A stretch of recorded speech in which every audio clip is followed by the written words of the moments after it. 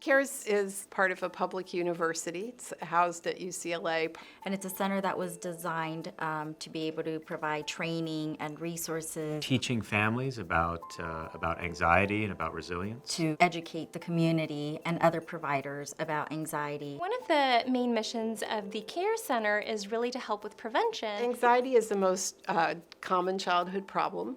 We know that it can throw a child off their trajectory, their healthy development. So we see that they're already experiencing poor academic functioning. They might feel more lonely when compared to peers that don't have anxiety. And they're also really at risk for developing a full-blown anxiety disorder later on. If anxiety is left unaddressed, it can start to interfere with a child's development, with the whole family system. So it's really important for us to look at this through the prevention lens so that we can catch them early before it starts to really interfere in their life, and to give them the tools that they really need to succeed and flourish later.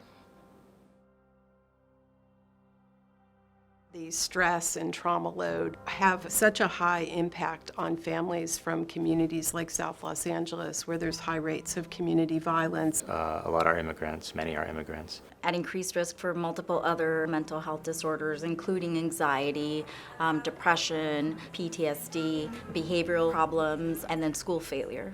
They're really excited to learn the tools on how to best help their child. They care very deeply about their children and their families, and they want to see them do well. And we definitely had parents who were illiterate also participate in the program, who had no idea how to navigate the school system. Particular skills we know are very helpful for families.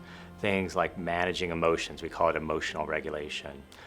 Effective communication or collaborative problem solving. I would say one of the primary ones is the use of the feeling thermometer. It's really good as a parent to know where you are on the feeling thermometer, and also for your kids to know where they are on the feeling thermometer. Pienso yo en los regaños veces, porque a veces sí como que me altero, veces muy rápido.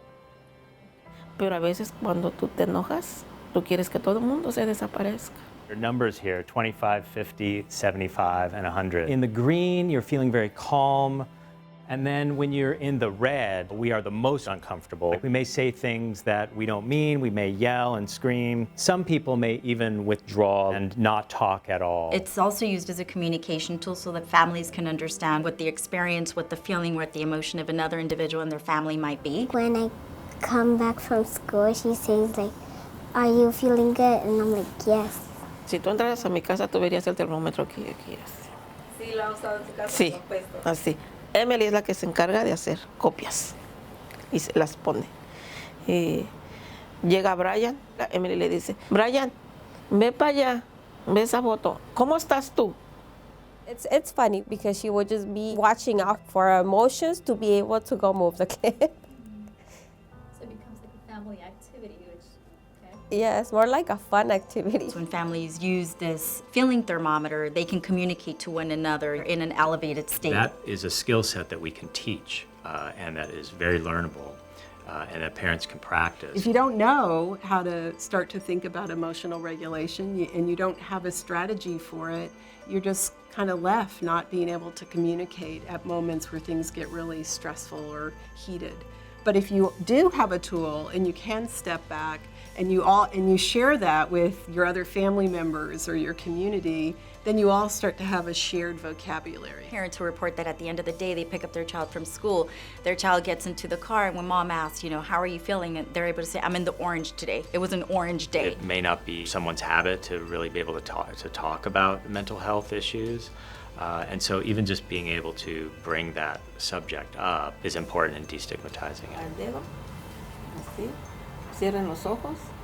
Vamos a tratar de hacer una mariposa con nuestros ojos, trazando la mariposa con el dedo. Así. So we have an activity called butterfly breath. And it slows the breath down, calms the body.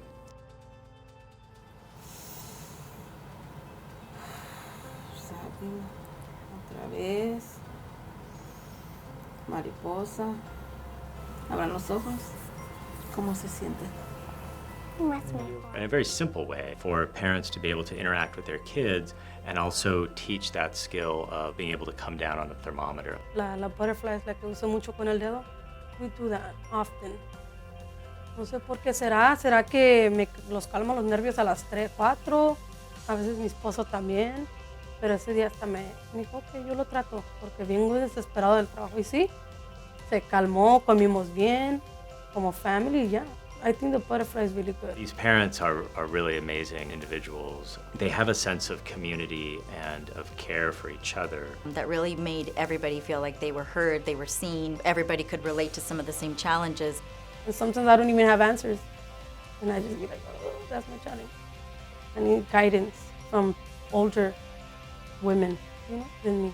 That's part of the design. One of our goals going in is to really help parents listen to each other and learn from each other, because there's so much wisdom in the room, but they really take the baton and run with it.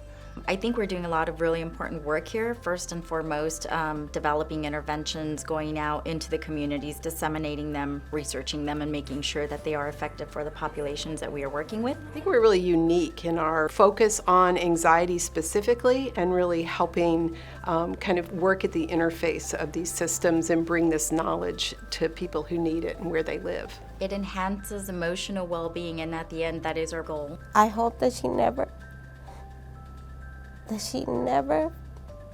quits dreaming. What a privilege we all have to have the skills that we have, to have the knowledge that we have, and that we are able to come into these schools and these communities and be able to share this information and disseminate these programs to the families that need them most.